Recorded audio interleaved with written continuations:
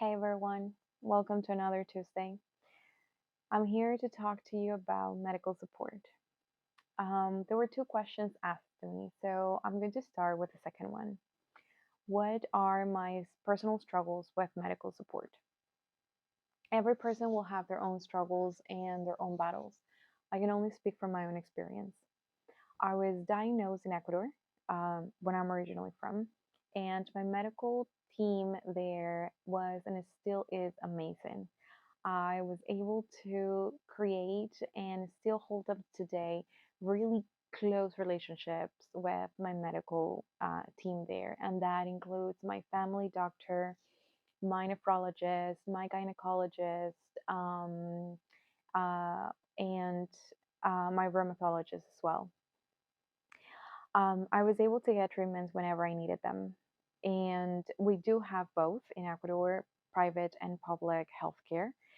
And while I was living there, I had medical coverage, which helped a little bit more when I needed medical attention. And the relationships that I created with my medical team were so close, so that I was able to have their phone numbers with me, their direct lines, which means that whenever there was a medical emergency, I was able to text them right away with the concerns on what was happening, and I was able to receive an answer right away. And I do 100% believe my journey to remission happened because of their support and willingness to walk the journey with me.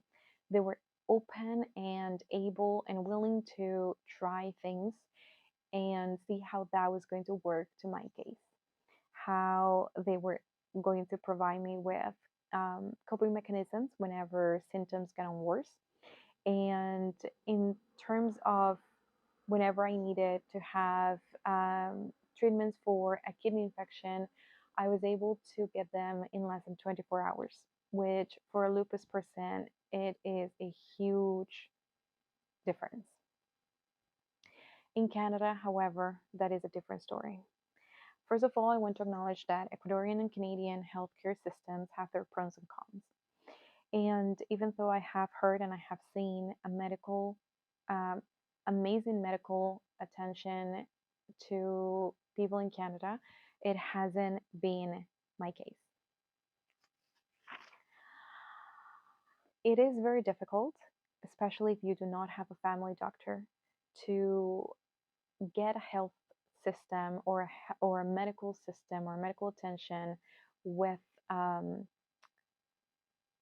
one person in particular. Your medical history is in one or many walk-in clinics. That is very stressful when you are in pain and you only want answers and comfort. If you need medical attention and you have multiple symptoms or ailments happening at the same time, you need to pick one or two and talk about those to your doctor in the walk in clinic for the 30 minutes, if you're lucky, that they gave you. That can only not be stressful, but also be overwhelming. If you have been diagnosed, then the approach is that you will see a rheumatologist working with you. And sometimes that can take months until you have someone. And then again, if you're lucky, you have a compassionate doctor that is able to listen and treat you with respect and very well, and not disregarding your symptoms and what you're saying and only seeing numbers. That has been my experience. I lived in Ottawa for 5 years. And from those 5 years, I went to over seven walk in clinics. I met with over 15 doctors until I got a family physician in the last 2 years that I was there. I went to ER more than 35 times with a lot of pain, some for flares and some others for different conditions. However, the hours I spent in ER between triage and until I see a doctor, it was or surpassed 100 hours. It took 5 years for them to send me to a specialist. And then I moved to Vancouver and things happen again. I have a nurse practitioner right now that I have been working with for the last 2 years. I moved here in 2017. In here, I have visited over seven walk in clinics and met over 10 doctors. I have had flares because, in my case, lupus targets my kidneys.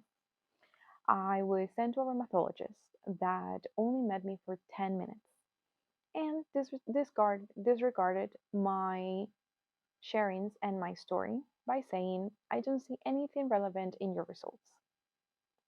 Then, after a lot of advocacy for my own health, I was sent to a nephrologist who sent me some tests to see the states of my kidneys. And I have and after a while, I have never met this doctor. I have only spoken to him once to get the results of those tests. And over the phone, he mentioned how my right kidney only works 18%. So it has been a very frustrating and up and down journey while I have been in here. That is why whenever I go back to Ecuador, I seek attention and support from my own medical team there. That's where I feel safe. That's where I feel heard. That's where I feel understood. My struggles has been many, as you have seen, as you have heard from my story. But in every case, I demanded to be heard, to be understood, and that nobody knows my body better than me. Nobody knows what I'm going through better than me. And the only reason why I was able to have such a strong advocacy for my own health is because of the knowledge and information shared with me from my medical team in Ecuador. I have found solace and support in some professionals here, and those are my therapist, my nutritionist, my naturopath, more so than my medical team in here. And that brings me back to the first question. What does having medical support means? To me, it means the world. It means the difference between perhaps being in a struggle and pain every single day and going into remission. It means being informed of what is happening versus of the possibilities and all the what ifs. It means that I have support and a safety net that can provide me with tools for coping mechanisms to the symptoms that I am facing. It means that I am not a 10-minute phone call or a 30-minute visit and that's it. It means that I am being heard and understood. Would I would like to see changes in the medical system here in Canada? Yes, absolutely. I hope I can have a rheumatologist that takes me seriously. I hope I could have a gynecologist that I can create a relationship with. I hope I could, at some point, meet my nephrologist.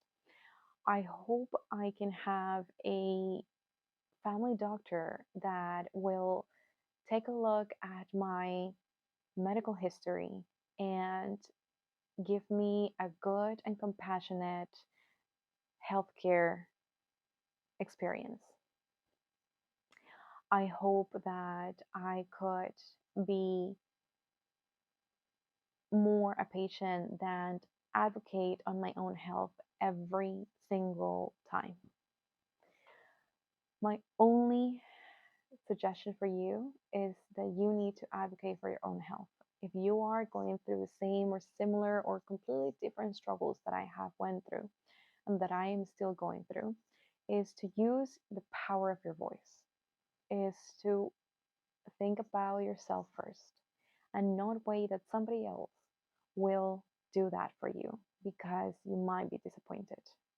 Use your voice, advocate for yourself, and demand tests, demand results, and demand high quality attention. Until next Tuesday.